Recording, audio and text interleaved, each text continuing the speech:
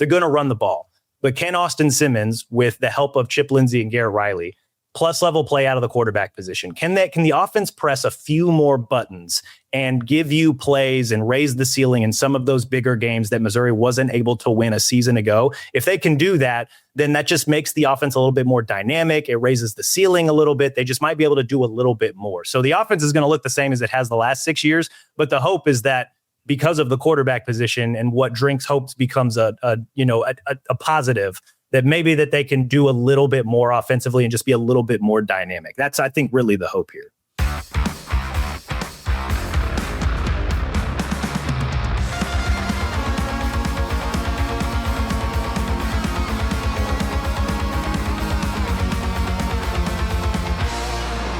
It's Mizzou That's Who here on KC Sports Network. Tucker Franklin back with Maggie Johnson for episode 1 of season 5 of Mizzou That's Who.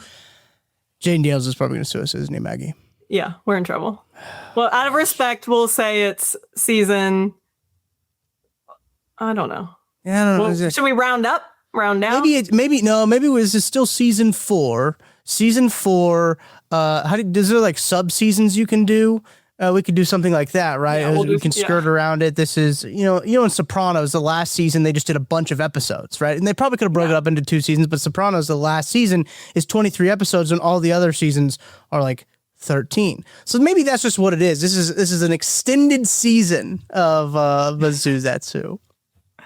No, yeah, that whole thing is crazy. I could not imagine if a Mizzou player who was at Mizzou for 1 year. Yeah, right.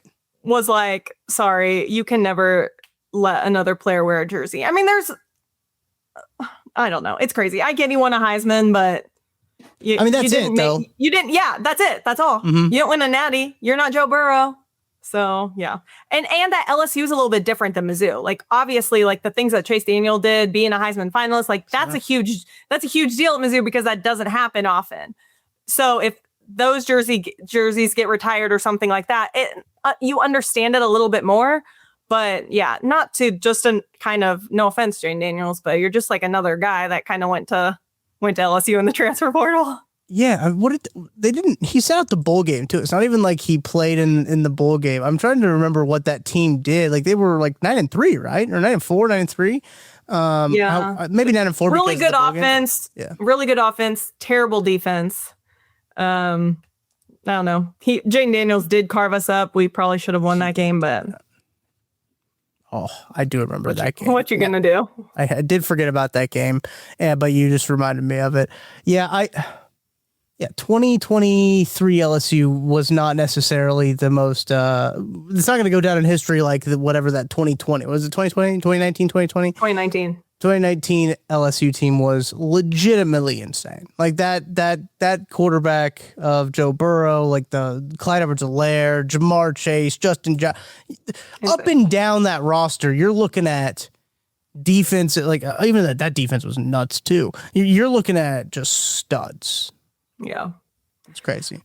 But just a reminder that we are also the Tigers, so we are going to be bringing you Mizzou content. Yeah. No, that's a good way. Good way for us to start the 5th season of Mizzou That's Who by talking about that. But Maggie, it's been a minute since we had a podcast. I actually think the last podcast we had was with this guy that we're having on this podcast. Is that true? Is that right? I got to check the records, but I do think that the season conclusion of last year's podcast, we're talking about the transfer portal and tied some loose ends there, is now with the guy who's going to open up season 5, Cody Goodwin. Yeah, Cody's great. And obviously we had him on last season, I think a couple times, maybe just once. I think we had him on twice. They all blur together. Now that we're in our 5th season, I feel like we've done some repeat guests, some people that you guys really like. We know you guys really like him, and he's going to bring to you all the info because Power Mizzou has all the info. So really like having him on, and he does give you, he gives you a little inside look at what was going on at camp, going on in these practices that they've been seeing. So very interesting stuff. So stay till the end of the show. Oh yeah. Gotta check that out. Yes, that is right. Cody Goodwin was the last podcast that we had put up of season 4. It was kind of a 2026 portal recap. And now he is opening up. I think it's a perfect way to open up this season because he's been out there at all those practices, and we're going to get his account of what this Mizzou team has looking like as fall camp has been wrapping up, and we are really close. We are so close to the first Mizzou game of the year, Arkansas Pine Bluff, right around the corner to open up and really tee off your Labor Day weekend. It's Thursday night. I think you can really tee it off with that. And we've talked about it before, Maggie, but I like that they do that for the first game of the season, put it on a Thursday. The students are all going to be in town, so you don't have to worry about getting back on a Saturday for that season opener. Attendance should be good because they're already there. I like, again, that they are continuing this tradition of opening the season on a Thursday night. I like it too. And I know a lot of people spend that time at the lake. They want to be out on Sunday. Like they want to be doing all of these things. And it's hard, yes, to get back to Columbia because it's 2 hours from where most people live, at least. You know, you got your St. Louis, your Kansas City, you got some down in the South. It's a while to get there. So I like that Thursday as well. And also, Sheryl Crow is singing the national anthem. Yeah, that's true. That's like, it's not even homecoming. Like, she is singing it on a Thursday night against Arkansas Pine Bluff. Like, why would you not want to be there to witness Sheryl Crow singing the national anthem? That might be worth the price of admission. Just in general. Agree. And to be there for the first MIZZOU in the new stadium. Oh, great point. Come on. You can't, like, why would anybody listening to this want to miss that? It's the first one. It's the inaugural. That's a great point. MIZZOU after a touchdown, hopefully within the first, minute or so of the game. So I don't want to miss that. Yeah, I won't be missing that. Yeah, you had the opportunity to you saw the stadium, what it looks like now as you were in there and you posted a little bit about the stadium. What are your thoughts on it? How do you think it looked from your point of view? So from where I was, it looks great. Like it makes us look way more like an SEC stadium. And I know it's not open seating. It's not GA. Like you're paying for those nice tickets and things like that, but it looks good. And I can't wait till I can see it from like field level because I think it's going to feel even more monstrous. Like when you see the coaching and players videos, like in front of it, like it looks much better, but it looks so modern. It looks so much like the drawings, which sometimes you'd never know what you're going to get with that, but it really does look a lot like the drawings. The only thing I'm still going to complain about, and I'm going to complain about it until the end of time, is the fact that the columns aren't on the outside. It's a huge missed opportunity, just aesthetics-wise, but it looks good. It's going to sound better. It's going to be much louder. And yeah, I'm just excited for people to finally get to see it in person like I did last week because it's a good-looking stadium. They did such a good job with it by keeping the Rock M and keeping the hill there and having that, still keeping that while also modernizing it and adding more seating. I think they did a really good job with that. They almost did too good of a job where they have to, the south end zone, the other side? Like, it feels like they have to do something over there now because they almost did too good of a job on that side. I agree. They need, to make that taller, go up on the sides, which somebody told me that they left it so that there was the ability to raise that side eventually if they needed to. I don't know if that's a priority. For me, a priority would be to do the west side press box. Yeah. And because the concourse is so small. So if you're out there like at halftime, you've got all the bathroom lines, all the concession lines, and people trying to walk through like all next to each other. And you don't move sometimes for like 5 minutes and then halftime's over. So that to me would be a priority before you try to do the south end zone. But yeah, it just looks way better. It's very Mizzou. Yes. Like, here's the thing is we're not trying to be anybody else. Like, we don't need to be Tennessee. We don't need to have 100,000 people in the stands. Right. Everybody on top of each other, no leg space. Like we don't need to be that. Like, we just need to be us. And I do feel like that North End Zone project is very us. Like with that Rock M, with opening up, they are going to sell some tickets. I'll buy very expensive. I don't know if you saw the ticket prices for it, but very expensive. And it's going to be some overflow student seating, which I know students were happy about that. So I think they did a really good job at keeping that true to who Mizzou is as a program. I haven't been out there since they've gotten fully complete with it, but I mean, I've been out there when it's been like since they like enclosed it, right? If that makes sense, since they got it all around. But all the videos I've seen from it have looked great, and all the stuff that you can see from it has been very encouraging to open up the this is the 100th year of Missouri Tigers football. Like that's also a super cool thing as we get going here. So excited for that. Excited to hopefully I can get out there this year and go to. Last year was the first time in a long time I hadn't been to a game. So maybe this year I'll find my way out there and I'll go to get to see the new stadium. But yes, I'm with you on the south end zone part of it. It's also hard with south end zone because they put all like the coach's office over there. And they put like the team locker rooms in there now too. So like, how do you navigate all of that of like building around it? So I know there's been some people talk about that online. I'm just like, hey, now the south end zone really kind of looks out of place with how well you did the north end zone. So we'll see. We'll see how that all goes down. But much like we'll see how Missouri does after being ranked 25th, a controversial Maggie 25th in the latest AP poll that was out just a couple of days ago prior to recording this podcast. Maggie, what are your thoughts on Missouri being ranked 25 and then the reaction to that as well? Here's a question. If you're an 8-4, 8-5 team in the SEC, don't you think that 25 is about where you'd be? Yeah. That makes sense to me. I would say somewhere between 22 to receiving votes. Because here's the question you have to ask yourself, like, who are you going to replace Mizzou with? Like, who did better than Mizzou that you should put in? Like, I know people are high on South Carolina, but you're going to put a team that finished 4-8 last year with a lot of the same team ranked, or are you going to put Florida, who did they even make a bowl game? I can't even remember if they made a bowl game or not, but they weren't great. So I think Mizzou is right where they need to be. I know people are upset because they think Mizzou is always ranked, which is hilarious because they're not. Mizzou has been preseason ranked 4 times now with this one, 4 times since they've joined the SEC in 2012. And I think only 12 times ever dating back to like the 50s or 60s when these came out. Like they're rarely ever ranked. I just think you and I talked about it a little bit. It's about being in the SEC and they need somebody that they can get upset about being ranked. For some reason, Ohio State fans are big mad about it, which doesn't make that much sense. But if it wasn't Mizzou, they'd be mad about Tennessee being ranked, or they'd be mad about Florida being ranked, or which Florida, if they were mad at Florida or South Carolina or somebody else for being ranked, like justified. But I think that Mizzou's done enough the past few years to be sitting in that 25 spot. And at the end of the day, who cares? Like, who cares about a preseason ranking? Yeah. People are worried more about who's ranked 21 through 25th than they are about who's in the top 10. And the people in the top 10 who are going to be playing these early games, like Ohio State and Texas and things like that, like one of them is going to lose a game early on. And if we lose a game, we're dropping out. If they lose a game, they might drop a few spots. So I don't know. People are upset about it. There's not really a reason to be upset about it. It's just a preseason ranking, people. The only one that matters is the college football playoff ranking. Right. And I did bring that up to you. It's like, I just think whoever would have been 25th if it was an SEC team would have got the heat. And I think the 25 spot is so magnified just because of all the chirpiness between the SEC and the Big Ten.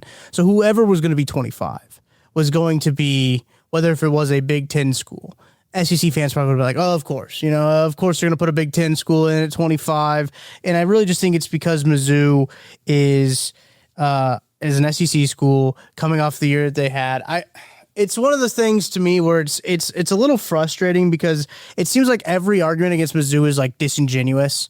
And every time like the national side of the media talks about Mizzou, it's always disingenuous, no matter who it is. And it's a conversation that's brought up and not taught based off merit or anything like that at all. Eli Driggers has done a phenomenal job. And people want to be like, well, they did lose a lot. They also gained a lot. We talk about a little bit about that with Cody here coming up on the show. But there's seemingly this inability to separate what's actually happening. Yes. Logo and stats. Yes. That's my biggest issue is there's just so much brand bias. But if you want to actually talk about a team that is consistently ranked in those spots, but doesn't really do anything and ends like 8-4 every year, it's Iowa. But nobody's going to get mad about it. Iowa's ranked preseason 22 this year. And they weren't preseason ranked last year. Year 2024, 25, 2023, 25. 2021, 18, 2020, 24, 2019, 20. Like they're the one that's always ranked in that spot and always ends up with like the same records. Yeah. They had some better records whenever they were playing in the Big Ten. I don't know what they called it. They were like different names, but when they were playing Legends Michigan State and Illinois, and like their schedule was way easier than our schedule was in the SEC East. So right. Nobody talks about that. Nobody wants to talk about these other teams, but for some reason it's that SEC team that's in that last spot, only there to help teams get a ranked win. I mean, we play Mississippi State and Florida as our first two SEC games. So, yeah. I mean, I don't even know why that would just nobody does any research. They just see one person say something and they go with what they're saying. And I had a lot of people apologize to me about it because they tweeted about it and they were like, shoot, I just saw somebody else post about it and I just thought they were right. Come on, people. Yeah, do some digging. It's this hostility between the two conferences too. That is one of the things that I think adds to a lot of things, right? But to that conversation, especially in rankings. But we'll see how Missouri does. We're getting real close to that season opener against Arkansas Pine Bluff. We got Cody hopping on the program here to talk about it. Before we dive into that, I wanted to say, I'll talk about the channel a little bit, as we have had a little bit of changes on the channel. You guys have been used to just our show being on here. We have added the All Things Mizzou podcast. Those guys, between Killian and Zach, do a really good job of, they're there. They got boots on the ground. They're in Columbia. They're at the practices. They're doing the reporting. A couple students at the University of Missouri doing some work for us on the SI side of things as well. Mizzou on SI, and having them here to kind of provide the what's happening, the news, as we provided you the color. Hopefully you guys have enjoyed that podcast and enjoyed another program that you guys can listen to as well, in addition to us as well. There was a lot of questions about us still continuing our podcast. I know, Maggie, you've had a lot. I was tweeted at a couple of days before, like we're us recording the podcast. We have seen a lot of stuff. Yes, we're still going. You guys know us as a football podcast. We're going to still stay on the football side of things, and we'll just do podcasts whenever we feel like doing podcasts, but those guys will keep you up to date whenever there's news or anything like that. They're the news. We're the fun. That's what we like to think about. Exactly. It, Maggie. We're the fun side of things. Yeah, no. I got those messages early on, but I think everybody is enjoying that show. Yeah. We're hoping we can have some fun guests on. We can talk about things like the rankings and things like the lists, and talk more when homecoming comes up, talk more about like the traditions and things like that. Like that's Absolutely. Kind of going to be what we're going to be doing. And hopefully you continue to like our content, go like our Twitter page, because I know you'll be keeping it updated as well. Yes, sir. Yep, we'll do. So appreciate everybody. Everybody's sticking with us, and even the new subscribers here that all maybe just be coming for the All Things Mizzou podcast. I see this on here. Appreciate you joining us as well. So we appreciate that. Hopefully we can scratch each other's backs here on this channel. I think you'll come to really like both of what we do. But to start off, we've got a doozy. Cody Goodwin from the PowerMizzou.com. He's been also boots on the ground there, given everything that he's been seeing. He tells Maggie and I, not Maddie. Goodness. Too many. Starbucks messes that up all the time. I'm sure they do. And here's the other part is, like, I also know on KCSN we have so many Matts. You know that, Maggie. We have so many Matts, and some of them we just call Maddie, right? Like Maddie Lane is just Maddie. So sometimes my brain just sees him go into autopilot. But what you don't need to go into autopilot for, Cody Goodwin. Looking for tickets for your next event? Tickets for Less is your #1 source. Save big on every purchase when you use promo code KCSN at ticketsforless.com. I'm BJ Kissel, founder and CEO of KC Sports Network. Emprise Bank has been with us from the beginning. They were our first network partner, and they believed in the vision of what we were building from the start. I can't speak to any other banks or companies and how they operate, but I can tell you from personal experience and based on the growth of the network you're listening to right now, that if you have banking needs, call our friends at Emprise Bank. We've worked with so many great people there over the years, from Vicky and Aggie to Andrea, Lori, Jackie, Deb, and Aaron, and not to mention so many others that not just supported KC Sports Network, but supported our KCSN Foundation as well. But the best thing that I know is that if I have a question or a problem, no matter how dumb the question is, I know who I'm going to call and who I'm going to talk to. And I know that I'm getting an answer from someone that I can trust. And I know that person is there to help us.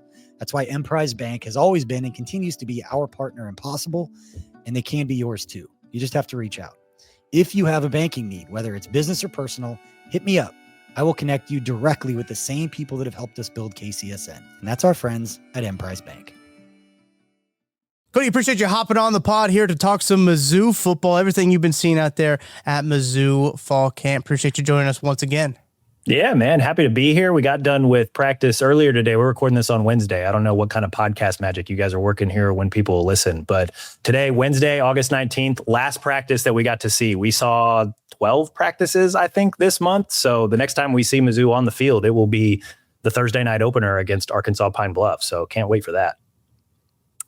Tell us about a little bit of your experience at these practices, what you guys get to see, kind of how long you get to be there and stuff like that. Yeah, so this is my first fall camp because last year I started the week of the border war, right? That's Gerard got the new job.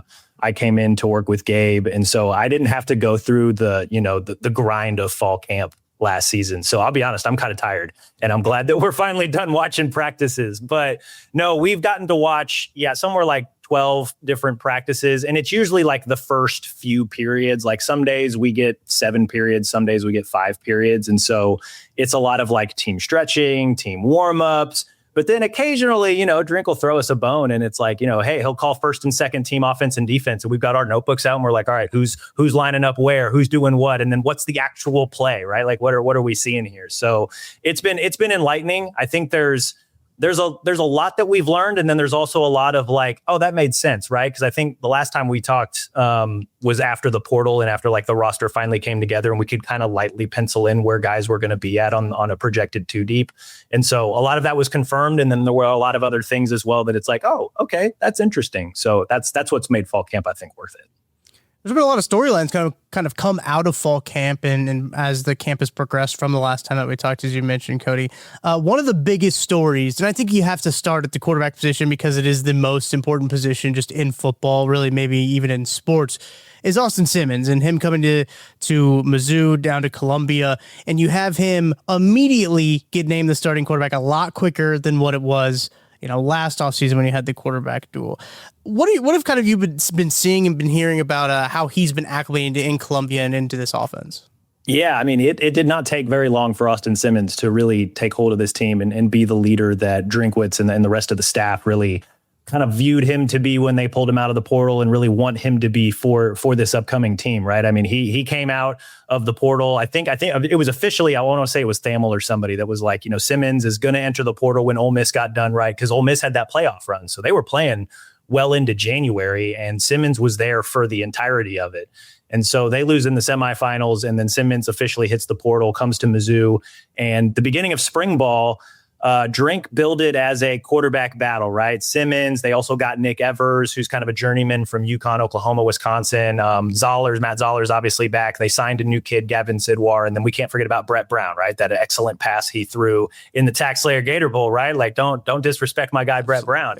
So, yeah, Drink billed it as a quarterback battle. And it took 3 weeks for Drink to be like, yeah, Simmons, AS13 is QB1. And so I think he did that for a number of reasons. And there's a lot that we can talk about when it comes to the quarterback. But I think one of the biggest reasons he named him QB1 at the end of spring ball is, one, there was no spring transfer portal window, so we didn't have to worry about guys maybe potentially transferring out. But two, I think last off season, Drink would have preferred having a quarterback lead the off season. That's the way he phrased it. Like, you want a guy to kind of organize the off season team activities, the random workouts. You want the quarterback to, text the tight ends and the receivers and the running backs like, hey, let's go run some routes. Hey, let's go work on this. Let's work on chemistry, things of that nature. And Simmons did that. He did that all through the off season.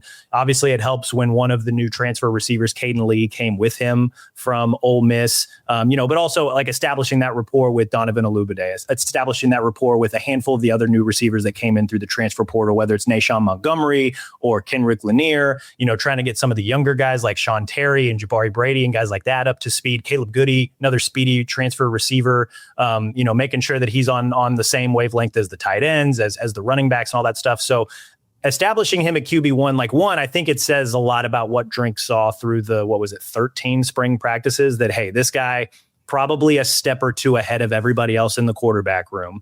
But then on top of that, like, okay, now that we have this established, he can kind of be the guy that leads Mizzou through the offseason. And I think we saw that coming into fall camp. Like, there was a little bit of a different energy. Everybody kind of knew who was in charge, who was going to lead the stretches, who was going to lead the drills.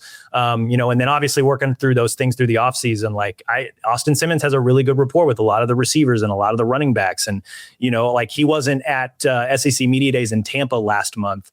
But everybody talked about him, right? Like, we got to talk to Caden Green. We got to talk to Jamal Roberts. We got to talk to Nick Rodriguez. We got to talk to Drink, obviously. And he, during his media car wash, brought up Austin Simmons at every single turn. And even though Simmons wasn't there, it was kind of impressive how often he still continued to talk about him. So, yeah, I think that's at least one part of this quarterback conversation when it comes to Missouri in 2026 is that Drink was just wanted a leader through the offseason coming into fall camp. And I think he got that in Simmons. Whether or not it translates to actually producing on the field, maybe that's the next part of this conversation. But that I think that part of it remains to be seen a little bit. Well, and you kind of have to assume, like, we all know that Drink and Lane Kiffin are good buddies. You would have to assume that Drink reached out to Lane, asked him a bunch of questions, how he thought that it would fit. And I'm assuming that Drink trusts Lane's ability to recruit a quarterback, develop a quarterback, and all of that. So I'm assuming that probably played a role as well. When we want to stick with the offense here a little bit, talk about the new guys that we got coming in with Chip Lindsey, with Garrett Riley. What does the identity of this offense look like? Do you think that it's going to change a little bit from what we've been doing in the past, which is basically ground and pound and hopefully the offensive line holds up? Or do you think it's going to be a little bit different with those guys coming in? I think people that want to see a totally different Missouri offense are going to be a little disappointed, right? Like, as long as Drinkwitz is there, and as long as Curtis Looper is the running backs coach, and as long as Brandon Jones is the offensive line coach, like, the outside zone run scheme is going to be the bread and butter. It's going to be where this Missouri offense starts and finishes. However, I think there's something to be said about bringing Simmons in, and then Maggie, I'm glad you hit on it, with the new addition of new offensive coordinator Chip Lindsey and Garrett Riley in as the quarterback's coach. And then I think another maybe slightly underrated, maybe not talked about quite as much, is the new tight ends coach, Alex Atkins, who has some previous coordinating experience. You look at this entire Missouri offensive staff. Chip Lindsey obviously is the offensive coordinator, but Garrett Riley used to be an offensive coordinator, was a past Broyles Award winner as one of the top assistants in college football. Alex Atkins was the co-offensive coordinator of the Florida State team in 2023 that went 13-0 and won the ACC. Jacob Peeler, wide receivers coach. He's been there a while, but he's got past coordinating experience. Curtis Looper, been there a while, super successful. He's got past coordinating experience. Brandon Jones, been there a while, very good at what he does. He's got past coordinating experience. So you see where I'm going with this. And I think what an assistant offensive line coach, Luke Meadows, used to be an offensive coordinator, I believe, at Northern Illinois way back then. So there's a lot of like really smart minds on this Missouri offensive staff. But specifically when it comes to Chip Lindsey at OC and Garrett Riley at quarterbacks coach, like, those two guys specifically have a lot of experience developing quarterbacks and being very successful at developing quarterbacks, right? Like, Chip Lindsey was there for Drake May in North Carolina, but he was also there for Jarrett Stidham. He was also there for Nick Mullins. He also was one of the first coaches to identify Bo Nix on the recruiting trail. I know that a lot of these names, for those who are like listening that are also Chiefs fans, probably not like too thrilled to hear all this, but like Chip Lindsey, very good, bright offensive mind. And then Garrett Riley, a couple years ago at Clemson, when Cade Klubnik led those Tigers to 10 wins, he threw for I think it was 34 touchdowns, less than 10 picks, 3,600 yards, something like that. Like, very, very good season. And then Garrett Riley was also the OC at TCU the year they went to the national championship, and they had Max Duggan from Council Bluffs, Iowa. He was the Heisman runner-up that year. So the two guys that are going to be primarily working with the quarterback have very, very good documented history of developing quarterbacks. They're very, very good at this. And so I think that's one of the terms that you used, Tucker, before we hit live, big overcorrection from Drinkwitz when it comes to the quarterback position, right? Because last year, like I don't have to remind you guys, like Bo Pribula did not step up and come through in some of those bigger games, right? The Alabama game threw 2 fourth quarter picks. He gets hurt in Vanderbilt, and that means Matt Zollers, as a true freshman, has to come in and play, a team that won 10 games. They couldn't move the ball at all against Oklahoma, or they were maybe scared to try and, something different and go deep a little bit. So like some of those bigger games, you needed better quarterback play. And so not only did they go out and get Austin Simmons, who has a strong arm, lots of great leadership qualities. He was kind of viewed as the heir apparent for Lane Kiffin at Ole Miss, started a couple games last year, hasn't played a ton, but there's talent there, right? And then you surround him with a couple of coaches that have a documented history of developing quarterbacks at a very high level. Like the goal here, the overcorrection that Tucker was talking about before we hit record, was that Drinkwitz viewed the quarterback position maybe as a weakness last year. He's hoping that all of these moves are going to ensure that it is not a weakness this year. And then I think if everything goes according to plan, maybe, and this gets back to the whole, what is the offense going to look like this year? If they can get the offense, if they can get the quarterback to be plus level play, I think that's what I keep referring to it as, plus level play from the quarterback position. So what does that mean? They're obviously going to run the ball out, right? Ahmad Hardy is going to be back at some point this season. I'm sure we'll talk about him. Jamal Roberts, in the meantime, is RB1, excellent running back. They went and got a couple of FCS guys to kind of fill out the depth behind Jamal Roberts, and I'm kind of intrigued by those guys. We'll see what they're made of this first month of the season. They're going to run the ball. But can Austin Simmons, with the help of Chip Lindsey and Garrett Riley, plus level play out of the quarterback position, can the offense press a few more buttons and give you plays and raise the ceiling in some of those bigger games that Missouri wasn't able to win a season ago? If they can do that, then that just makes the offense a little bit more dynamic. It raises the ceiling a little bit. They just might be able to do a little bit more. So the offense is going to look the same as it has the last 6 years, but the hope is that because of the quarterback position and what Drinks hopes becomes a positive, that maybe that they can do a little bit more offensively and just be a little bit more dynamic. That's, I think, really the hope here. And how many times have we said that this team was a quarterback away, right? Like it seems like past couple of years, they've had such a dynamic offense, but they don't have a guy to get the ball to anybody. And like, that's been such a frustrating part of it. And the way that they've built this offense, looking at the depth charts now, if you go to our lads or Too Deep is the one I've been using a lot recently, they've got dudes all over this offense. And like, if they've got a guy who can just, as you mentioned, Cody, I think that's great. Plus level quarterback play. If he could just be just like above average, an above average quarterback, like this offense gets really exciting really quick. And one of the reasons is because of Ahmad Hardy and because of Donovan Olubade. Those guys, those couple guys are very explosive, very exciting. I want to talk about Hardy. You brought him up, and that's probably realistically the biggest offseason story that happened this time around since the last time we talked. But obviously, you guys did phenomenal coverage over on what had happened with Ahmad Hardy in the shooting back in his hometown, making some, it seems really well recovery, as he posted on his Instagram story the day that we're recording this. I'm Back, I think was the song title is what it was, and him just stretching on the field. So a lot of reason for optimism, and so thankful that it's resulted in the way that it has, rather than, because there could be so many other things we could be talking about right now in this situation. So very thankful that it has gone the way that it's gone. But it seems like Ahmad Hardy plans to play this year. I know Drinkwitz has been kind of, I think, conservative with his estimations of when he's going to be back. But then when you hear Ahmad Hardy talk, he's not conservative at all about when he's going to be back. It's just kind of how it goes. I think the push and pull of it all. But what have you seen from Ahmad Hardy? And you even mentioned Jamal Roberts a little bit too. I think Jamal Roberts gets a lot overlooked at sometimes just because of how fun Ahmad Hardy is to watch run the football. But what are your thoughts on this running back room coming into this year? I like the running back room. I think to start with Ahmad Hardy, gunshot wound Mother's Day weekend. Yeah. He was medically cleared from the gunshot wound, like recovered from that. That would have been SEC Media Days. That would have been July 20th. So a month ago at the time that we're recording this. And so there was when Drinkwitz was like, okay, he's going to embark on a 5 to 8 week, like return to football recovery protocol. And so what has that looked like? We have not seen him at all at practice over the last month. Like I'll say that out front. The times that we have, like, I guess, gotten eyes on him, it's like he's in street clothes, he's in tennis shoes, like he's walked into practice because he got done with whatever it is he does in his recovery as we're walking out of practice. So like we haven't actually seen him carry the ball. And like we've had some discussions like on the Missouri beat, like, I think last year, like Drinkwitz felt really good about his team last year, right? Like I think there was at one point in the offseason or preseason, whenever it was, that like this is one of the most talented teams maybe Missouri has ever had, right? And you look at the way the defense played, you look at some of the weapons they had on offense, like absolutely makes 100% sense. This year, he's been a little bit more conservative, right? I think he opened his fall camp press conference with like, hey, we got a lot of questions that we got to answer.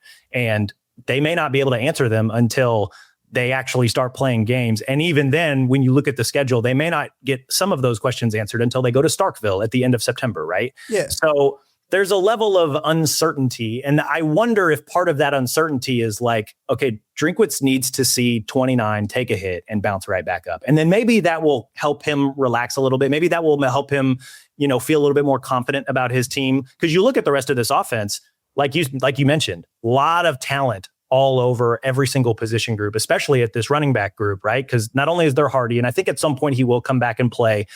We'll find out, I think, a little bit more Saturday, the 22nd. Missouri's going to have another close scrimmage, and we'll get to talk to Drinkwitz afterward. It's going to be at night, so late Saturday night. Set your tweet notifications now. He'll give us an update on Hardy. He'll give us an update on kind of what that looks like, because that Saturday will be the 5-week mark since his announcement at SEC Media Days. So that will give us a maybe better sense of how far away he actually is. I think he'll play at some point. My gut says maybe late September. I'm not sure if that means Starkville. I'm not sure if that means he'll get a few snaps against Troy. TBD on that. Until he comes back, you do have Jamal Roberts there, and he is excellent. I think he's as good as any running back in the SEC, also maybe the Power 4, right? Like he ran for, I think he played half as many snaps or had half as many carries as Ahmad Hardy last year, still averaged 6 yards a carry, ran for 730 yards, 6 touchdowns, excellent receiver out of the backfield, knows how to pass protect. Like, he's awesome. Like, they are in good hands if Jamal has to carry the load for a little while. Behind him is where things get a little interesting, because they went to the portal to fill out the rest of the running back room, because Marquise Davis, who is another guy that we were excited about last year, ran for 200 yards, only played 5 games. He left. He's at Louisville now. So Mizzou went to the portal, and not just the portal, they went to the FCS ranks to fill out the rest of the running back room. They brought in a couple guys, one from Montana. His name is Malai Fonatai. He's originally from Hawaii. Versatile player. Didn't play a ton at Montana. And by that, I mean, he didn't carry the rock a lot, because they had a lot of guys in their running back room last year. But like Montana, one of the better FCS programs, I believe they got to the national semifinals last year. Yeah. He's a guy that can run. He's a guy that can catch out of the backfield. He's a guy that can pass protect. So I would not be shocked to see him as RB2 behind Jamal until we see Ahmad come back. And then behind him is a guy named Zyshawn Edwards, who transferred in from Houston Christian, 1,000-yard runner last year, an FCS freshman All-American. So lots of talent, lots of speed, great burst once he gets the ball in his hands. So there's some intriguing talent, I think, behind Jamal that we'll see a little bit this first month of the season until Ahmad comes back. And even then, when Ahmad does come back, you'll have Ahmad Hardy, Jamal Roberts, then Fonatai and Edwards, that they'll probably spell them a little bit as kind of that RB3, RB4 role. So I like this running back room. It's obviously top heavy when you've got Hardy and Roberts there, but sure, some intriguing guys behind them as well that I think we'll see a little bit of this first month. I think a lot of people are you see Ahmad Hardy and you see everything that he's done, and obviously he's like the spotlight, but I think people just forget about Jamal Roberts for some reason, even though lots of schools wanted him to enter the portal and were willing to pay him to enter the portal and didn't. So I'm really excited about him. He's very similar to me to Jadarian Price, who obviously just went to the NFL last season out of Notre Dame as the backup quarterback or as the backup running back. So really excited. I think he will do just fine in those first few games. Closing up the offense a little bit, I kind of want to talk about the offensive line, because obviously we bring a lot back, but for people that don't know, Austin Simmons is a left-handed quarterback, and we do have some questions at right tackle with the injury to Josh Atkins. Can you talk a little bit about that? Is it still a battle between the Mississippi State transfer, I believe he's from Mississippi State, Luke Work, and Logan Reichert, or have we kind of solidified who's going to be playing that right tackle position? Yeah. So scene setter real quick. They went to the portal to get some offensive linemen, like you mentioned, Maggie, and they brought in Josh Atkins from Arizona State to play right tackle. And that was already going to be kind of interesting, right? Because Atkins has a lot of playing experience. He's a 6th-year guy, 39 consecutive starts between a year at Hawaii and then 2 years at Arizona State. Imagine going to college at Hawaii and then Arizona State for 2 years. Like, why did you come to the Midwest, bro? Like, just stay where it's warm. But so that a lot of experience, a lot of good experience, a guy that has gotten better over the course of his 3 years between those two schools. And they were going to play him at right tackle. The thing that made that intriguing is that all of his starts were at left tackle. And so now you're going to move him to the other side of the line. And it sounds like, oh yeah, just do everything in reverse or in mirror, right? It's not always that easy. But this was a guy that they kind of bet on, one, his talent and experience, and two, again, Brandon Jones, offensive line coach, has put a lot of dudes in the league. So it was kind of that was the bet that they were making. He got hurt at the end of spring ball. He was tracking well through the summer. And then I think I asked Drink the question at SEC Media Days, and he had a setback. So I don't know that we're going to see Josh Atkins at all this year. So then who does that leave you with at right tackle? You mentioned, Maggie, Luke Work, Mississippi State transfer. He's a guy that for 2 years at Mississippi State, he played as a true freshman, and he played quite a bit over the last 2 seasons. 20 total games, I think, with 8 starts. He played everywhere but center. And if we trust some of the advanced numbers from like Pro Football Focus, he was a little bit better as a guard than he was as a tackle. But I think that playing experience matters. And so, okay, they bring him in and he's part of the right tackle battle. And at the beginning of camp, it was between Luke Work and Logan Reichert, Kansas City boy who's been injured a little bit on and off. Real big dude, right? Like 6'6", 340. Now that we're through fall camp, it is Luke Work, I think, has solidified himself as the starter at right tackle. What's interesting, I think, to me, to follow as we finish up fall camp and then maybe through the first month of the season or so, is that Luke Work's probably going to be the starter when they kick off against Arkansas Pine Bluff. But I think the thing that Drinkwitz has continually said through fall camp is that, hey, we're going to battle out this right tackle spot. And maybe a late entrant into the battle, I'm paraphrasing here, could be the backup left tackle. Well, who's the backup left tackle? Caden Green's your starter. Jack Lang, former 4-star guy from Eureka, has been the backup left tackle. And so I think at this juncture, you've got Caden Green at left tackle, Luke Work at right tackle, and then you've got Jack Lang as kind of the swing guy. So if Luke Work continues to struggle a little bit at right tackle, I would not be surprised to see Jack Lang play a little bit at right tackle too, which he's one of my guys for this 2026 Missouri team. I know he's a backup. He hasn't played a lot yet, but like I am on the Jack Lang train. So I'm not wishing ill on Luke Work. I would like to see him improve. It'd be another notch in Brandon Jones's belt. And obviously I think Missouri would benefit greatly from locking down right tackle. Cause like we've said, Austin Simmons, left-handed quarterback, the right tackle is his blind side. That's pretty important. But if Luke Work can't do the job, I'm very excited about the guy who I think is projected to be a starting tackle for Mizzou at some point. In the future just could potentially happen to be this season. So we'll see what happens, but that's the current situation at right tackle. I remember talking to Duke Manyweather, offensive O-line mastermind's kind of creator, and just about, the Chiefs are this way, right? Where they like to cross-train their offensive linemen so they know tackle, guard, maybe even center a little bit, but usually the center is pretty comfortable and everywhere to go. But especially their tackles like to cross-train them on both sides. That's a philosophy that Andy Heck has, who's big in the offensive line community, and Duke was talking about how difficult it actually is. Because I know there was a lot of people early on who were like, oh, just move Caden Green to right tackle. And like about how difficult it is to go from left tackle to right tackle. He explained it as trying to wipe your butt with the other hand. That's how he explained it. And it's just like, that's kind of what it's like. You're so used to getting in this same stance. Now you have to do the opposite, right? So it's something that's always stuck with me is like when you talk about offensive linemen switching sides, and even when you talk about what they were going to have to do with the transfer over on the right side. So like, that's something that's always going to be really interesting to me to see, even from, if you're going from right guard to left guard still, it's a little bit closer on the line, but it's still quite a change, and it's quite a difference. I do think that offensive line is certainly going to be something, especially with the dynamic running game, like the ability of their wide receivers between Caden Lee and Caleb Goody, and as you mentioned already, like that dude's a dynamic wide receiver from Cincinnati. Donovan Olubade, we got to see what he could do his freshman season. It's just like, just give him a little bit of time, because I think these 3 guys that they have there, those top 3 wide receivers that they're going to have, they can get open. You just got to give them a little bit of time. The offensive line is something for me that we came into this really spring thinking that like, okay, I think they've done enough to kind of solidify it. But now I think there are some major questions in the trenches as we see. And who knows, maybe somebody steps up, right? Like that always can be a possibility. But right now, as we sit here, I feel like there's a little bit of a question mark when it comes to that right side. Yeah, I think if they can figure out right tackle, I think the rest of the line honestly is in really good shape, right? Because you return Green at left tackle. You've got, through camp, we have seen Tristan Wilson step in at left guard, and he's a guy it's his 5th year in the program. He has played a little bit here and there. Like he pushed Curtis Pegler a little bit for the starting right guard spot last season. But that's a guy that he had a pretty good offer list coming out of high school, even though he was a 3-star guy, and he has developed into that starting caliber player. You got Judice, excuse me, at center. center. Former he was at Michigan for a little while. So he'll bump over to center, where I think he's a little bit more comfortable. You've got Curtis Pegler back at right guard. He started all 13 games last year. If he could keep his hands not so, he had a little bit of a penalty issue last year, but otherwise pretty good player overall. And so, yeah, I think if they can figure out right tackle, and again, he's replacing Keegan Trost, who drafted by the Rams, All-American right tackle last year. Yeah. They don't need an All-American at right tackle, man. Like, they just need a guy who can do the job well, consistently, and keep Simmons upright. And if they can get that out of Luke Work, if they can get that out of Jack Lang, if need be, if they can even get that out, you talk about cross-training. There's another guy who we haven't really talked about here, and I'll have a story on him later next week, Whit Hafer.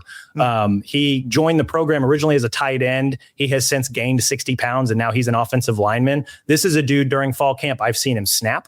I've seen him line up at guard, and I've seen him line up at both tackle spots. So as an offensive line, you want your 5 guys, you want a swing interior guy, and you want a swing tackle, right? Whit Hafer's kind of the 8th guy that can be like, okay, if something bad happens and they need to plug him in somewhere, he's a dude that I think the staff feels really, really good about. And also as a former tight end, apparently, according to Coach Jones, he has kept a lot of his athleticism and footwork while making the transition to offensive line. So, there's Missouri's offensive line. If they solve right tackle and things feel good there, this is a really, really good unit. Like, there's a lot to like here about what Missouri did on the offensive line, just in terms of development and then supplement with the portal. Like, they've got 8 guys that I think Drinkwitz and Jones feel really good about. I guess we should maybe flip over to the defense, because I think that is one of the bigger question marks for not just Mizzou fans. I would say most people around the country, because what have they been looking at the past couple of years? Corey Batoon's defense and what they've been able to do and accomplish. Top 10 defenses, lots of guys in the NFL. And I think we returned maybe 2 guys with significant play. And that's only because Sterling Webb got his 5th year that just kind of came out, or he has what is it called? He took the NCAA to court and got a temporary restraining order allowing him to play. Temporary restraining order. It seems a weird. Seems weird, a bit aggressive, yes. right? It does seem a bit aggressive, the title of it, but... Hey, Mizzou's going to court to get guys eligible. They're a real SEC program now. Heck yeah, we are. That time. So we hit the portal hard. I like a lot of the pieces that we got. I feel like it's kind of funny because you talk about how good the defense was, and then all these other fan bases are like, yeah, but you lost everybody. Well, they don't think about the players that you gained. You gained guys from Oregon. You gained guys from Michigan. You got guys from Miami. Like, these big schools that recruit really well out of high school. So who are a few of your guys that you're really excited about? I'm going to say maybe besides Robert Woodyer Jr., because I feel like we're all excited about him coming in to replace Josiah Trotter. I think he's going to be great. But who are some of those other guys? Yeah. I think coming into, I think it was after Marvin Burks transferred out in January that Mizzou officially lost all 11 regular starters from last year's defense, which was top 10 in the country. And some of it was to the NFL, right? Like Zion Young, Josiah Trotter, almost all the cornerbacks, I'm pretty sure, are still on NFL rosters right now as we record. But then Damon Wilson hit the portal. Marvin Burks hit the portal. Dalen Carnell has, I think he's had a cup of coffee with a couple NFL teams. We thought Sterling Webb was done, but now he's back thanks to, a St. Louis County judge. A lot to replace here. And I agree with you, Maggie. Like, they brought in a lot of dudes from the portal. They've got guys that have been developing behind the scenes the last couple of years that are going to play pretty significant roles this year. And I tell you what, there's a lot of when Drinkwitz said earlier, to start fall camp, that there's a lot of questions that need to be answered. I took that to mean a lot of those questions are probably on defense, right? Because there's, again, you're losing Zion, you're losing Damon, you're losing Chris McClellan, you're losing Josiah Trotter. Of the guys that I'm excited about, obviously Robert Woodyer Jr. from Auburn, the Auburn transfer, all SEC player, according to, a few different people, just absolutely violent thumper in the middle. Very excited to see him. I think, Still does last season. He had 11 tackles, 2 tackles for loss. He shredded Missouri all by himself. Excellent player. The linebacker room in general, that's kind of where, when we walked into fall camp, we were like, all right, linebackers, they're fine, right? Because not only did they go get Woodyard, but they brought back Nicholas Rodriguez, right? He had 16 tackles in the Gator Bowl. He played quite a bit last year. I know that Corey Batoon likes to rotate his linebackers quite a bit. And as the season went along, Nick Rodriguez was getting a lot of playing time, right? You had Trotter, you had Tristan Newsome, you had, Khalil Jacobs, and Rodriguez, as time went on, kind of became that second linebacker, just at least in terms of snap count. And then he was able to get the start in the Gator Bowl, and he was just an absolute machine that night. So you got those two to start with. But then you've also got Jeremiah Beasley, who had a cup of coffee with Michigan before transferring over to Mizzou a couple years ago. He's been developing behind the scenes. This is a guy that's got, according to Drinkwitz, like 4.4 speed as a linebacker, right? So like there's another dude in the middle that can clean up a lot of messes. There's also Dante McClellan. And if that name sounds familiar, he had the big pick six in the season opener last year. Mm-hmm. This is a guy that can do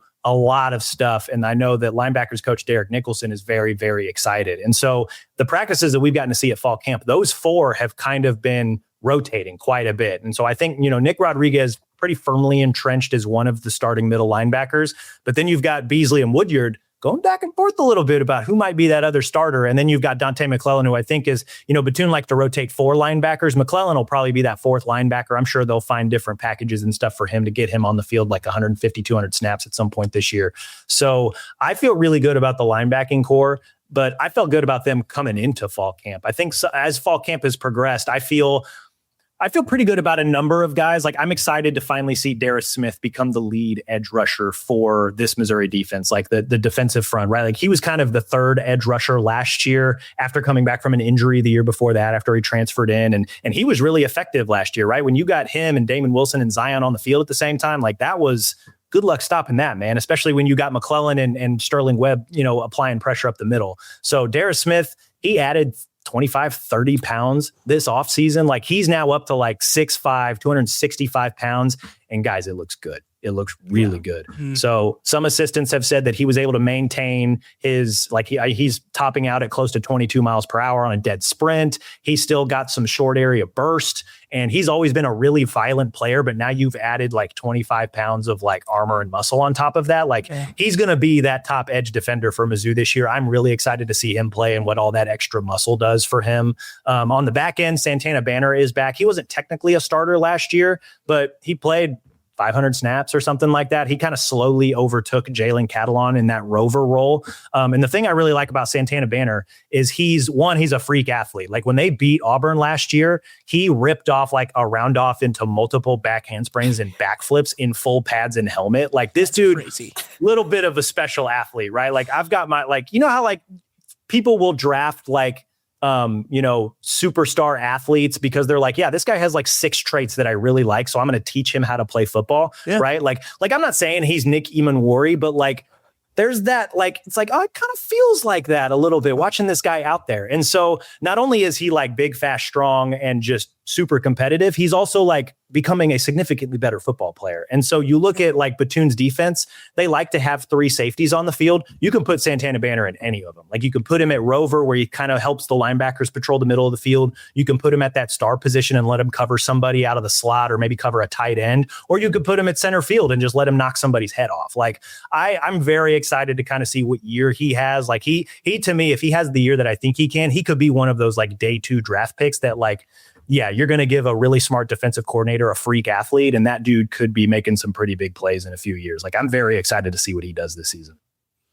I think one of the big things for me is the defensive line and what they do with this upcoming year. We've seen Missouri's defensive line go back to kind of putting a lot of guys in the league. They kind of had a little bit of a time off, and now they're back to putting some guys in the league. And I think we saw with Zion Young, especially last year.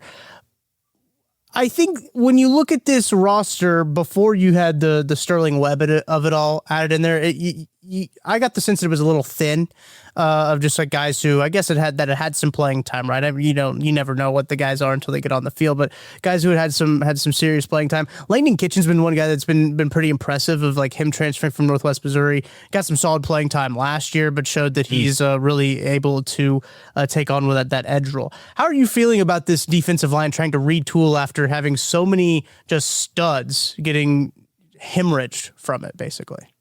I am cautiously optimistic Mostly because like you look at what Mizzou has been able to do like under Drinkwitz and even before then, like, D-line, D-line Zoo, D-line U, all those guys, like there's that development process is still very much in place. And so like, yeah, they lost a lot. Like not only did they lose Zion and they lost Damon Wilson and Sterling Webb for a while until, a judge said, come on back and play a fifth year. He was gone, but like Chris McClellan was gone too. And like you talk about like an underrated, like why was Mizzou's defense so good is because their defensive front was just bashing people's heads in. And Chris McClellan was a huge part of that. Sterling Webb was a huge part of that.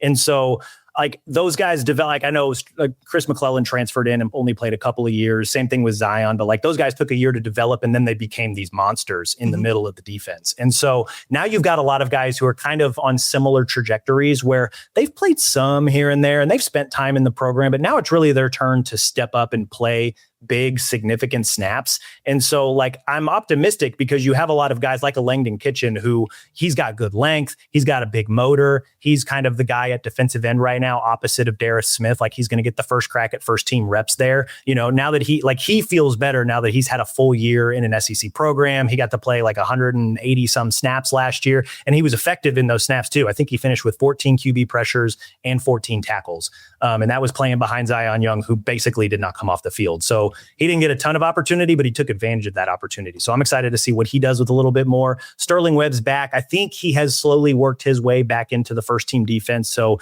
that makes you feel better because everybody else that's kind of in the defensive interior drops down a notch now. And so it adds talent and experience to the top, but it also helps build depth behind him. And so you'll have Sterling Webb and Marquise Gracial, who another St. Louis guy who has spent his time in the program. He was an excellent run defender last year. Like he had a pretty big tackle for loss against Auburn in that game last year, Jordan Hare.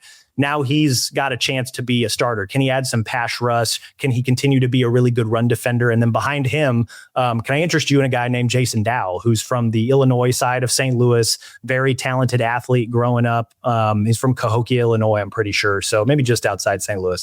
But he also, I love telling this story, probably because I grew up a wrestler myself, but Jason Dow spent part of his offseason in the Missouri wrestling room, just rolling around with the guys, like wrestling with Dom Bradley and Samson Stillwell and Jarrett Stoner. And he that was something that he did in high school for fun. Like he started wrestling because his high school wrestling coach was EJ Brooks, who's a former Mizzou wrestler. I think he was like fourth at the Big 12 championships when he was there, like early 2000s. So that's how he got introduced to the sport. And he just decided to go do it this offseason because he thought it would help him play football. Right. And he was a freshman last year. He was a freshman that enrolled in the summer. So like it took him some time to really kind of figure some things out. And so everything for him this last year has been a first. Now he's, upwards of 300 pounds. Like his body fat has gone from 30% to 22%. And by the way, like he has been literally doing hand-to-hand combat drills all summer long. Like I'm very excited to see this guy. It wouldn't shock me if he maybe worked his way into kind of like the first line of the defensive interior. Like maybe he starts midway through the season. But I think he'll start the season kind of on that second team where he'll play maybe not as much as Sterling Webb and Marquise Gracial, but I'm very excited to see Jason Dow get some snaps and just knock some dudes' heads in. I think he's going to be really, really good. We've talked a little bit about the offense, a little bit about the defense. Mizzou, according to Vegas, sitting at about 6.5, right? 6.5 wins. I think it's a little bit low for, I think, what Drink's done, but like, I'll take it looking at the toughness of the schedule. What does Mizzou need to do to exceed those expectations, either offensively, defensively? What are your thoughts on that? Yeah, they 6.5 is perfect. I hate how much Vegas is right. They're going to have to beat a preseason top 10 team if they want to, have, I think, what could be classified as a great season, right? Because you look at 6.5 is perfect because like they're probably, knock on wood, going to start 3-0. And if they don't, then we have some bigger questions about this team, right? Because they open with Arkansas Pine Bluff, then they go to Kansas, first trip to Lawrence in like 2 decades, but Kansas has a lot of questions. And when you compare the two rosters, I feel good about Missouri in that matchup. Then they come back and they play Troy, and then they go to Mississippi State. And that game in Starkville, I have always circled that one as like, this is like the first true test of the season because it's on the road, the SEC opener, at a place where it's kind of a little bit of a hornet's nest, right? Because you look at Mississippi State, 3rd year under Jeff Lebby. Yeah, they haven't really broken all the way through yet, but this is a team that beat Arizona State last year. Like Arizona State won the Big 12 a couple years ago, right? And Kenny Dillingham, one of the better young coaches in the country. And then on top of that, they took Texas and Tennessee to overtime in Starkville. Like those cowbells are something fierce, man. And so they have a big, strong, athletic quarterback. Mississippi State recently rehired a defensive coordinator, Zach Arnett, where everywhere he goes, the defense takes a step forward. And so that, to me, like that game at the end of September is like, okay, this is where we're really going to find out what this Missouri team is made of. And if they win and they look good, it's like, okay, maybe we can dream big a little bit. If they win and struggle, it's like, okay, you look at the top 10 teams that are still on the schedule, right? A&M, Ole Miss, Georgia, Texas, and Oklahoma, like, okay, like those look a little bit tougher now than they already do, right? And if they go down to Starkville and lose, then it's like, well, okay, 6.5 is going to be pretty tough to beat.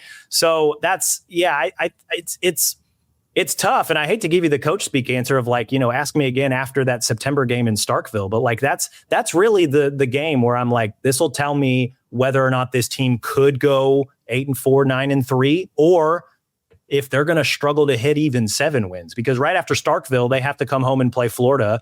And there's a lot of talent on that roster. And, sources say there's an adult in the room now coaching that talent on that roster in John Sumrall. So we'll see what kind of, I think ESPN's advanced analytics had Mizzou as a bigger favorite in Starkville than they do playing Florida at home. And we'll see how those numbers fluctuate once games actually get played and results come in and all that good stuff. But like, that tells me a lot about how people feel about that Florida team. And again, like that's 5 games in before they hit any of those preseason top 10 teams. So it's a nasty schedule.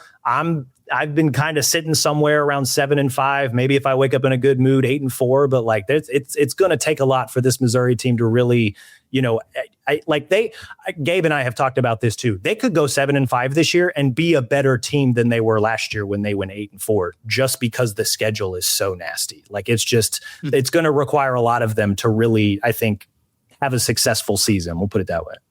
I think that Mississippi. Sorry. No, go ahead. Real quick. I think that Mississippi State game is really important too, because I think you watched what happened last year in the Mississippi State game where Ahmad Hardy ran for 300 yards. I have a feeling that Levy is going to tell his Zach Arnett that can't happen. Yeah. Like that can't happen. And that's going to be the true test of the offense. And is that passing game there? Because they are going to make sure that Ahmad Hardy or Jamal Roberts or whoever is playing running back doesn't beat them on the field. So I think that's just going to be a true test for our offense and like our passing game as well. I like that. That's a good point. Maggie, I really thought you were winding up for a special teams question there before you got going. Because you said we're talking about offense, talking about defense. I was like, oh boy, here we go. We're talking about special teams. I would love to talk about special teams. I went on a podcast earlier and they asked me like who a player who people aren't talking about for Mizzou, and I said Blake Craig. And I brought up, John Papuchas and all these things because it is. You look at our 2023 season and everything that Mizzou had to do to get those 11 wins, and a lot of them included making game-winning field goals, and that was just something we didn't have last year, that even just to keep us in games, you had those missed field goals against Oklahoma that gave them better field position, or we had to go for it on 4th down when we didn't, or 4th and 8 when we didn't want to, and things like that. So I would love to talk about special teams. I think Blake Craig being back is just so massive because they got to a point last year, Maggie, as you mentioned, where it was like, well, they got to get within 20. They got to get in the red zone before they have a shot at kicking a field goal. And so like your faith in the offense really went down, or the faith in getting points on the board, I should say. There's sometimes you're like, well, the defense is going to have to score today if Mizzou wants to have a shot, because you knew that their special teams didn't necessarily have it. And, they get a new special teams coordinator this offseason as well. That's been a big talk of the town. But I do think that like Blake Craig is like that addition in special teams that wasn't actually an addition, but it is an addition because you didn't have it last year. And maybe I think Drink already talked about not having him on kickoffs. I think that's probably a good call. And like maybe he just doesn't mix it in very often on just like if he misses a field goal short, like Auburn, Bama, kick 6 style, just walk off the field. I don't want him to just get off the field. We'll go 10 on 11. That's fine. Just get off the field, get out the way. But Blake Craig, I've seen some clips and some pictures of Blake Craig being out there. Cody, that's got me jazzed up more than it probably should. Yeah, well, honestly, like it changes the calculus of the offense because it gives you another point scoring opportunity, right? Like the stats for Blake Craig are so funny. He's like, I think it was his freshman year or the first year that he was the kickers, redshirt freshman year, whatever the heck we're calling these guys now. He was like 2 of 8 between 40 and 49, but 6 of 9 from 50 plus. It's almost like, like 48-yard field goal. Like, take a false start. Let's back up a little bit. Mavis was a little bit like that though too. If you remember, like early, Mavis was a lot like that. Yeah, like so I for whatever reason, like the extra distance like allows them to lock in a little bit more. But no, like having him back changes the calculus because like the offense, like if you're in that position now where it's like, do you go for it or do you just take the points? Like now you feel better about just maybe sometimes taking the points. Like hand up, I love an aggressive offense. I want to see them go for it on 4th down more often than not. But there were a lot of times last year where like 3 points would have gone a long ways in just helping that team just stay in the middle of games or just help them stay competitive later or just, some of those games, like they could have iced it, right? Like, and now that you have that option back, I think they feel a lot better. I also think like just special teams as a whole has been an adventure and not in a good way the last few years with Eric Link as the special teams coordinator. Like, I don't mean to poo-poo a guy who ultimately left. And I know he wasn't officially fired, but like they didn't re-up his contract. Like, let's call it what it is, right? So hoping the best for him. Like I covered him when he was coaching high schools in Des Moines. Like him and I are cool. Big thumbs up. But that you brought in John Papuchis, and he's honestly like big difference between like. Again, I wasn't here for fall camp last year, so I don't know how Eric Link operated. But JP's a yeller, man. Like it is like he is getting after people's ass on special teams, and I have thoroughly just enjoyed watching and listening to that. Like I don't even know who he's yelling at half the time, and he's just howling out there, and it's amazing. But like I think things are just going to look a little cleaner, a little crisper, right? Because like in addition to the field goal and kicking struggles, like they weren't like they had a couple of kicks blocked. Like one was up the middle. They had another field goal blocked, or like I think it was the Oklahoma one was bad. Yeah, like where you just like you could just tell that they weren't even trying to block the guy, and it's like, was that the point, or like what's going on here? Like they know way more than I do, but like I can see what I see, and that wasn't good. So I think things will look a little better in that capacity. They also brought in a new punter. His name's Bruno Royce. He's a Brazil native, grew up playing soccer, and he is going to handle kickoffs as well as punting. And so this is a guy, like I think another quiet thing last year about Mizzou special teams, they didn't have a punter who could flip the field. And you want that like in addition to a nasty defense that they had last year. And so Bruno, I think, is going to give them that element as well. He's a combo specialist. He'll do kickoffs, he'll punt, and he'll hold. So talented athlete there that Mizzou has on special teams in addition to a new coordinator. And they have a preseason all SEC long snapper in Brett LeBlanc. So shout out to our specialist here in Columbia. Big thumbs up to those guys. But yeah, I think there's good energy around special teams this fall camp, which is not something that I think we could say at all last season. No. I think Papuchis actually brought a few players over from Florida State. Besides, I think he brought maybe a defensive tackle or something along that he recruited as well. So, I mean, I'll take all the guys they want to. Yeah, one of his additional duties is just kind of defensive assistant as needed, and then he also helped. I think the guy you're thinking of, Jaden Jones, one of the guys that's kind of in the second tier, like defensive end, hierarchy. Like he'll probably play some this season, I think, behind Dara Smith and Langdon Kitchen. We'll see how much, but he came in from Florida State. And so that was a guy that JP had a prior relationship with. And so that helped Mizzou ultimately take that guy and try and beef up their edge defender room.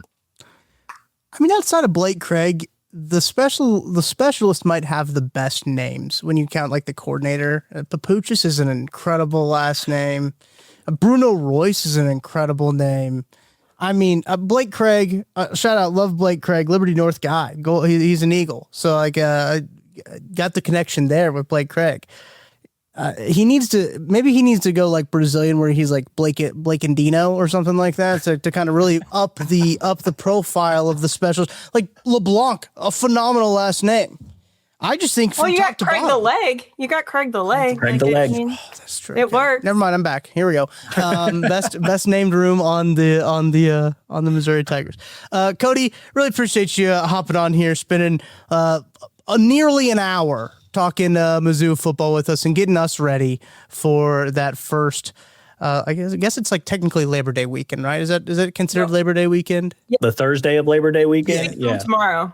Yeah, so like I think we can call that an early start to your Labor Day weekend with the Missouri Tigers game. Hopefully everyone is prepared as we are now. So Cody, appreciate your time, man. No, I appreciate you guys having me back on. Always fun to talk Mizzou with you guys. And I'm just happy that it took me until the 49th minute to refer to Mizzou's season opening opponent as Arkansas Peanut Butter. Big shout out to it. We obviously Power Mizzou has a YouTube channel, and somebody made that comment that Simmons is going to do something to Arkansas Peanut Butter. And I was just like, pleased to announce that this is how I'm going to refer to Pine Bluff, the Golden Lions, moving forward, because that is just hilarious to me. So yeah, we're as of this, I've been doing a 100-day countdown all summer. We are 15 days away from kickoff, 2 weeks as of tomorrow, like Maggie said. So before the Missouri Tigers take on FCS Arkansas Peanut Butter. So here we go. Talking season's almost over.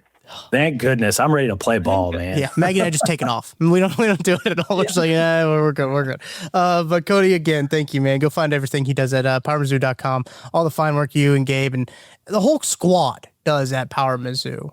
Check it out there. But that's going to do it for us. For Maggie Johnson, I'm Tucker Franklin. Thank you guys so much for listening to the season opener edition of Mizzou That's Who. We will talk to you guys next week.